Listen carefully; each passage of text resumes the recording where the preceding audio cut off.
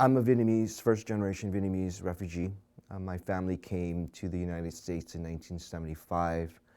I was 9 years old at the time, and we came in the aftermath of the war in Southeast Asia, sometimes known in the mainstream as the Vietnam War. We were airlifted out of Kanta um, onto a U.S. carrier, aircraft carrier, and then was transported to Guam, flown to Hawaii. And I think that was where we were supposed to be resettled. But somehow they convinced my dad that Pennsylvania was the land of opportunity. So my dad packed us all back on a plane and flew to Pennsylvania. And since, I guess, the summer of 1975, my family has lived in South Philadelphia, where I still reside now with my family. CMAC used to stand for Southeast Asian Mutual Assistance Associations Coalition. That was our original name when we were founded in 1984. And at that time, 1984, the early 80s and late 70s, was a period where we had huge numbers of Southeast Asian refugees coming to the United States and to Philadelphia.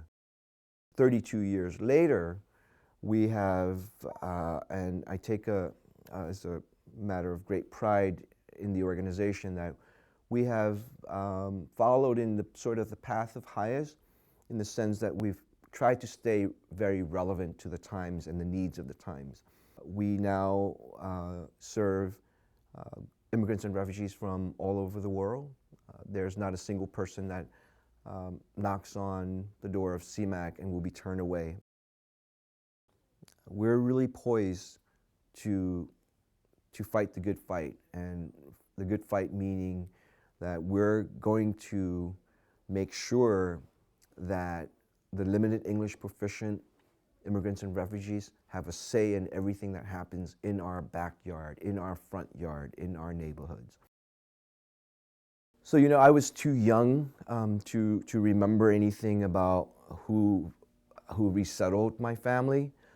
And it was many years later that, in fact, while I was currently working at CMAC, I guess probably around 2010, 2011, in a conversation with Judy Bernstein Baker, who is, you know, I want to grow up to be just like Judy.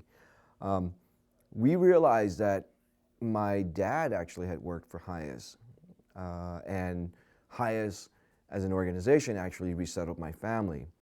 HIAS is one of those rare organizations whose leadership is extremely strong, has strong convictions on what is right and what is wrong.